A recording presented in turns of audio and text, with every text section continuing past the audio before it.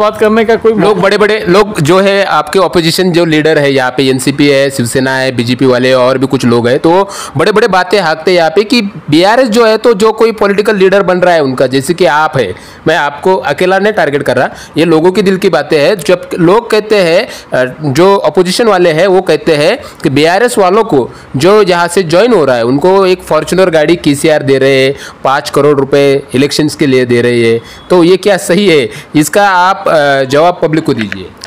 क्या हो गया, बीआरएस पार्टी महाराष्ट्र में आने से बहुत सारे फिरका परस्त, मौका परस्त, वक्त परस्त लोग परेशान हो गए। अच्छा।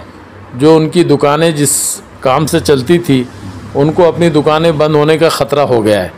तो अब इस तरह तरह की बातें तो इलेक्शन में होगी, कोई कुछ कहेगा कुछ कहेगा। इन बातों को बीआरएस समर्थन नहीं करती है और इसको खारिज करती है।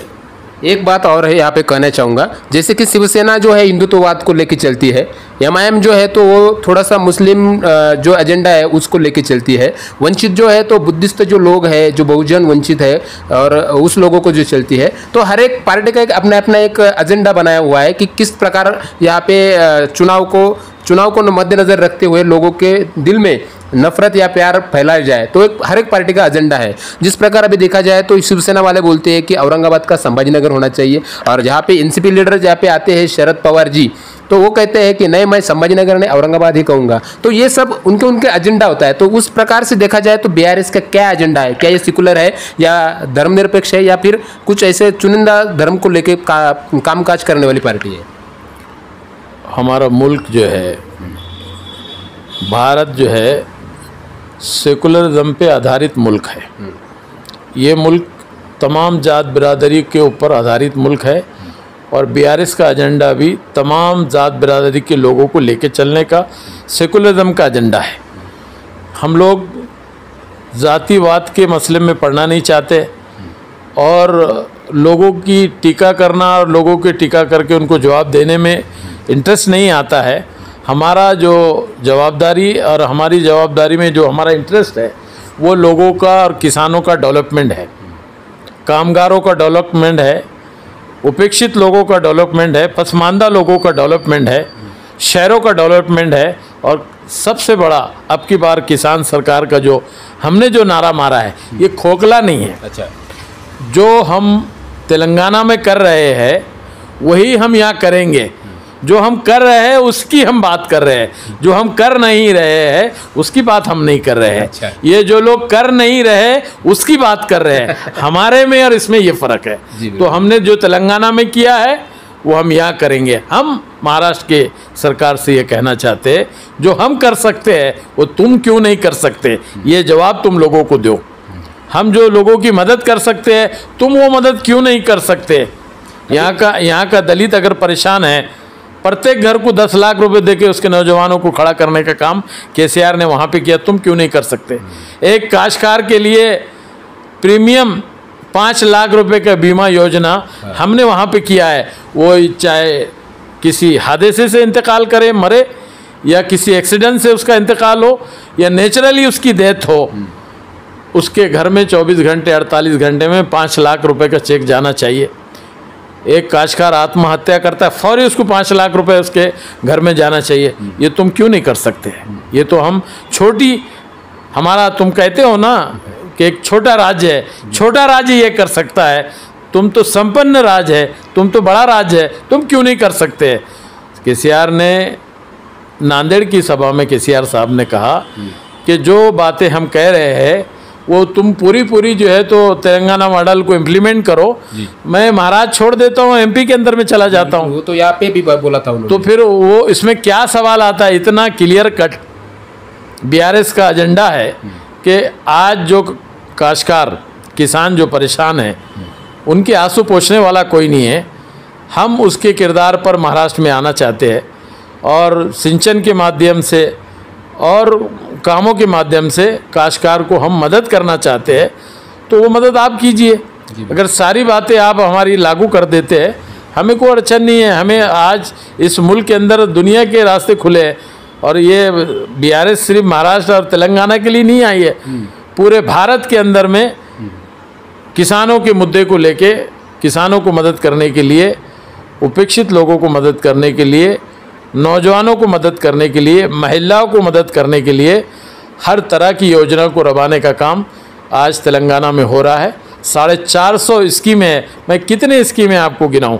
मोटी मोटी चीज़ें जो मैं बोलना चाहता हूं, उसके अंदर सबसे बड़ी बात जो किसान के हक में जाती है, वो किसान को फोकट बिजली देना, फोकट पानी देना, बगैर पैसे के 1 भी मीटर तेलंगाना में लगाओ नहीं। मोटर 10 की चलाओ, मोटर 20 की चलाओ, 1 मोटर चलाओ या 2 मोटर चलाओ। किसान की ज़मीन हरी भरी कैसी होना चाहिए, उसका काम महाराष्ट्र ने, अरे हमारे मराठवाड़े में 40 साल का पानी का अनुशेष अभी तक पूरा नहीं हुआ है। तो स्कीम लाने का विषय तो बहुत दूर की बात है। कहाँ बात करेंगे? हमारे मराठवाड़ा और पश्चिम महाराष्ट्र में सत्ता में बैठे हुए ही झगड़ा करके वो मसले को नहीं छुड़ा सके, हम उससे वंचित रह गए। तो बाकी किधर बात करने वाले हैं? महाराष्ट्र का जो पॉलिटिक्स है वो ज़्यादातर जातिवाद पे चलता है। और एक बात आपसे कहना चाहूँगा कि किसी भी पार्टी का महाराष्ट्र में स्टैंड अप करने के लिए जो कोई लीडर होना चाहिए, तो लीडर जमाने में उनको काफ़ी दिक्कतें आती है। तो बीआरएस में ऐसा क्या है जो बड़ी बड़ी मछलियाँ, मेरे कहने का मतलब है जो बड़े बड़े लीडर है, जहाँ पे जैसे कि अभी देखा तो अशोक नगर जो शुगर मिल्स है उसके चेयरमैन जो रहते हैं, वो जो एक्स MLA है मुरकुटे जी, बंदासराव जी मुरकुटे, तो उनको भी बीआरएस ने अटैच कर लिया। तो आपने ऐसा क्या जादू कर दिया कि महाराष्ट्र के जो बड़े बड़े मछलियाँ हैं वो केसीआर के जाल में अटक रही है, और वो भी जाल बिछाने वाले आप लोग हैं। उसमें कुछ देखा जाए तो अन्ना साहब जी माने हैं, कदीर मौलाना है, और भी कुछ ऐसे चेहरे हैं जो बीआरएस का जाल यहाँ पे डाल के बड़ी बड़ी मछलियाँ बीआरएस को कनेक्ट कर रही है। तो क्या क्या फंडा है इतने अर्जेंट बीआरएस एक्सपांड होता जा रहा है? मूल सवाल ही आपका गलत है। ये लफ्ज़ ही गलत है कि जाल, ये जाल नहीं है, फिर ये माया जाल है। ये मोहब्बत का इज़हार है जो लोग खींच के चले आ रहे हैं। हमने जाल नहीं डाला है। अच्छा, ये मोहब्बत का बाण है, हमने जो फेंका है कि अगर हम मुल्क की तरक्की चाहते हैं, किसानों की तरक्की चाहते हैं, लोगों की तरक्की चाहते हैं, ये मुल्क डेवलपमेंट करना चाहते हैं, अब 50-60 साल से, अब मेरे को एक बोलो, अभी पीछे बीजेपी की सरकार कर्नाटका में थी। जी बिल्कुल थी। पहले कांग्रेस की थी, वो खींच के उल्टा पलटी करके उन्होंने बनाई, वो चली गई, फिर कांग्रेस की आ गई। पहले क्या था जो नहीं होता था, अब क्या है जो सरकार आने के बाद हो रहा है? बदलाव क्या आया जी? अभी महाराष्ट्र के अंदर में पहले 15 साल युति की सरकार थी, सेकुलर सरकार थी, अब बीजेपी की सरकार आई। पहले क्या हुआ और अब क्या हुआ? और अब आया, अगर दोबारा किसी की भी सरकार बनती है, होने वाला क्या है? किसान और केसीआर एक ऐसा नाता है कि ये बदलाव चाहते हैं, लोगों के दिलों में राज करना चाहते हैं, और लोगों के चेहरे पे वो खुशी देखना चाहते हैं जो एक फैमिली के अंदर में अपने परिवार के साथ, अपने मुल्क के साथ एक किसान में खुशी होना चाहिए। वो खुशी बीआरएस देखना चाहता है। ये एजेंडा हम लाना चाहते हैं। इसके अंदर में कोई जातिवाद नहीं, कोई फ़िरका परस्ती नहीं, कोई जुगाड़बंदी नहीं। हमको क्लियर साफ एक ऐसा किरदार जो लोगों को नफ़ा पहुंचा सके, लोगों को खुशी ला सके, काश्तकार अपने इलाक़ों में अपनी मेहनत का फल पा सके, और गवर्नमेंट से आने वाली मदद जो किसानों को ऊपर ले जा सके, नए टेक्नोलॉजी में आए, देश के हिस्से में, हम दुनिया के हिस्से में, कंपटीशन के अंदर आए, किसान अपने गली और मोहल्ले में और अपने गांव में नहीं रहे, दुनिया के हिस्से में जाके काम करे, ऐसी सरकार इस स्टेट के अंदर में हम लाना चाहते हैं। जी एक सवाल आपसे मौलाना जी करना चाहूँगा, जहाँ पे जैसे कि देखा जाए तो लोगों में ये बातें फैलाई जा रही है कि जो अपोजिशन लीडर है आपके पार्टी के अपोजिट में जो काम कर रहे हैं, तो अपोजिशन लीडर को बीआरएस का एक खतरा लग रहा है। जी ये बात बिल्कुल सही है, मगर उसको इस बात को अगर नज़रअंदाज न किया जाए तो अपोजिशन लीडर लोगों का कहना है कि आने वाले समय में बीआरएस सिर्फ पार्लियामेंट या फिर अभी जो असेंबली है जेडपी पंचायत के चुनाव करने के बाद बीआरएस महाराष्ट्र से भाग जाएगा, तो आगे चल के बीआरएस यहाँ पे काम नहीं करेगा, ऐसी भी बातें अपोजिशन लीडर फैला रहे हैं। तो ये बात पब्लिक के जो दिल में है तो ये बैठ रही है कि पब्लिक को ऐसा लग रहा है कि बीआरएस यूज एंड थ्रो ना करे। तो क्या ये बात, आप इसको पब्लिक के दिल से ये डर निकालने के लिए क्या कहेंगे? क्या असलियत क्या है? सच्चाई छुप नहीं सकती बनावट के उसूलों से। सच्चाई छुप नहीं सकती बनावट के उसूलों से, और खुशबू आ नहीं सकती कागज़ के फूलों से। जी बिल्कुल। इसलिए जो सच है उसको आँच नहीं, झूठ को तस्बीह करना पड़ती है। हम लोग वही बात कर रहे हैं जो हम तेलंगाना में कर रहे हैं, वही बात हम यहाँ करेंगे जो तेलंगाना में कर रहे हैं। और सरकार अगर हमको एनओसी देंगी तो हमारी सरकार आने से पहले ही कुछ काम हम यहाँ ऐसे अंजाम देंगे जो हम महाराष्ट्र की सरकार नहीं करेंगे। लेकिन हमें मालूम है कि वो हमको आने से रोकने के लिए पूरा प्रयास करेंगी, लेकिन हमें किसानों पर, आम लोगों पे, हर जात बिरादरी के लोगों पे विश्वास है कि वो हमारे एजेंडे को समझेंगे, हमारी बातों को समझेंगे। तो इनकी बातों से और इनके विरोध करने से हम पर कोई असर नहीं होगा।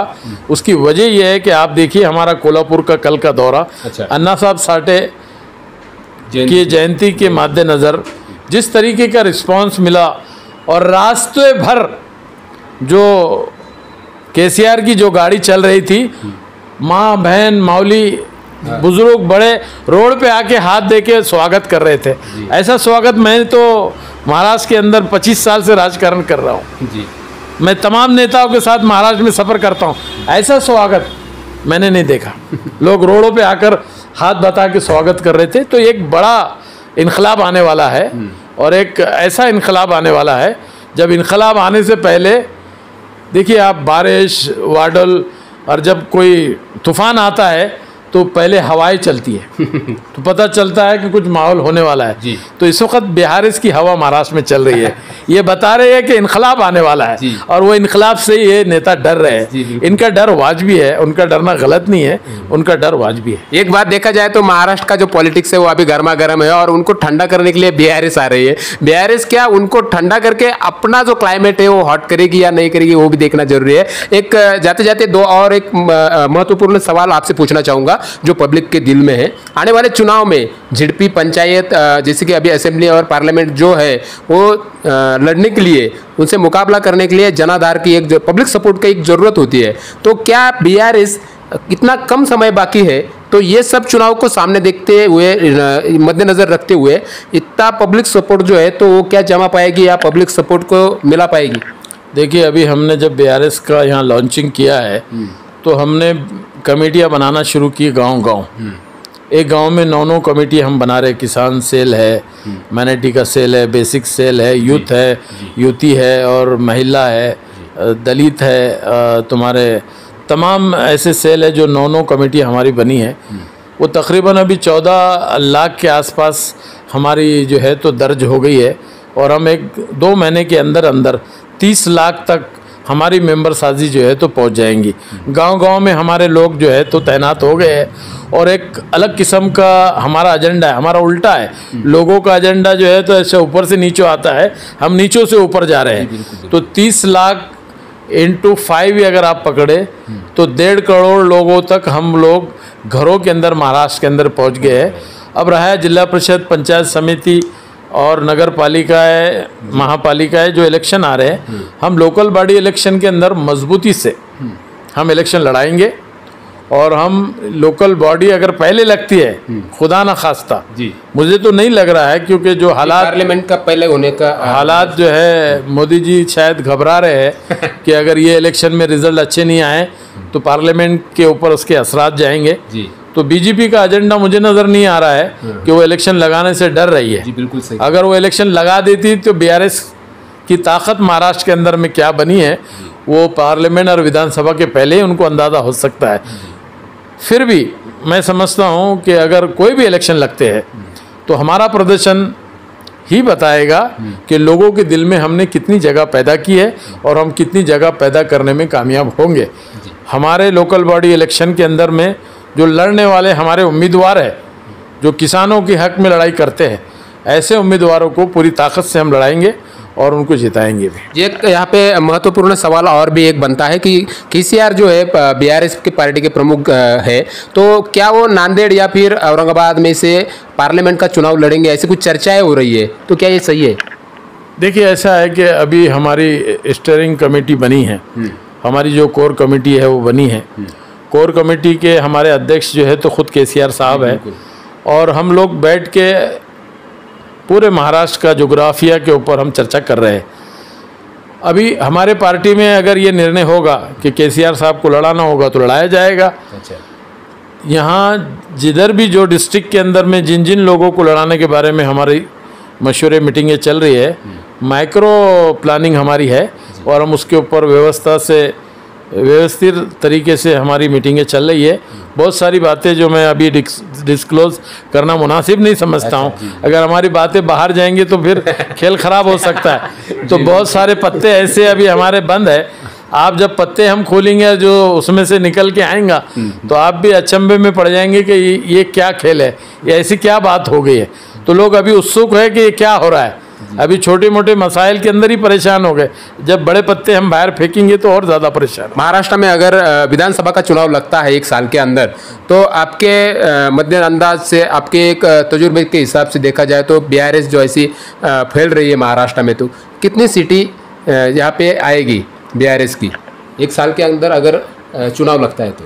देखिए, हम पहले मर्तबा अगर हमारा ये इलेक्शन को हमें जाना पड़ता है तो जो हम लोग जिस तरीके की भूमिका को लेकर हमारा विश्वास है किसानों पर, नौजवानों पर, महिलाओं पर, तमाम जात बिरादरी के लोगों के ऊपर कि हमारी लड़ाई उन लोगों के हक की लड़ाई है। हमारी लड़ाई हमारा सबसे बड़ा मुद्दा ये है कि हमारी सरकार तो तेलंगाना में है और रिपीट भी होने वाली है।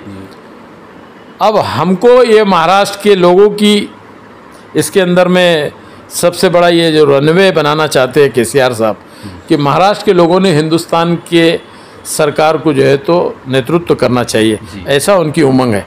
तो ये मौका महाराष्ट्र के लोगों को देना चाहते हैं कि वो नेतृत्व करे पूरे हिंदुस्तान का और यहाँ से अपना प्लेन उड़ाए, अरे पूरे मुल्क के अंदर में लेके जाए। आज आपको खुशी होंगी जानकर कि कल ही हमारे पास अधिवेशन चल रहा है। कल ही किसानों के बारे में केसीआर साहब ने ऐलान कर दिया, 19,000 करोड़ का जो कर्जा किसानों पे था उन्होंने माफ़ किया। ऐसी कौन सी सरकार हिंदुस्तान के अंदर में जो इस तरह के निर्णय ले रही है? देखिए आप, कल ही निर्णय आया। तो हमारा जो बोलना है, जो हम कर रहे हैं वो महाराष्ट्र की सरकार क्यों नहीं कर सकती है? महाराष्ट्र की सरकार ने भी इस तरह के निर्णय लेना चाहिए। तो हमें आनंद होगा और काश्तकारों के लिए फ़ायदा होगा। मैं उम्मीद करता हूँ कि आने वाले दिनों में बीआरएस की बगैर इस महाराष्ट्र में सरकार नहीं होगी। महाराष्ट्र के चीफ लीडर में से आप एक है और केसीआर के इर्द गिर्द आप पाए जाते हैं। यहाँ पे जैसे देखा जाएगा आपका एक काफ़ी जो बॉन्डिंग जो हो गई है केसीआर साहब के साथ में, तो लोगों में ये भी चर्चाएं हो रही है कि कदीर मौलाना जो है तो आने वाले पार्लियामेंट में खुद भी यहाँ पे चुनाव लड़ने के लिए काबिल पाए जा सकते हैं, या फिर केसीआर उनको कमांड कर सकते हैं कि आप यहाँ पे पार्लियामेंट लड़ो। तो ऐसे सिचुएशन अगर बन गई तो फिर आपका उसके बारे में क्या कहना रहेगा? देखिए, केसीआर साहब का हुक्म बजा के लाना ये हमारी जिम्मेदारी रहेगी। अगर केसीआर का हुक्म आता है कि आपको पार्लियामेंट लड़ना है तो ज़रूर लड़ा जाएगा। अगर उनका हुक्म आता है कि केसीआर साहब खुद लड़ना चाहते हैं या किसी को लड़ाना चाहते हैं तो हम तो पार्टी हमारे हुक्म के साथ में है।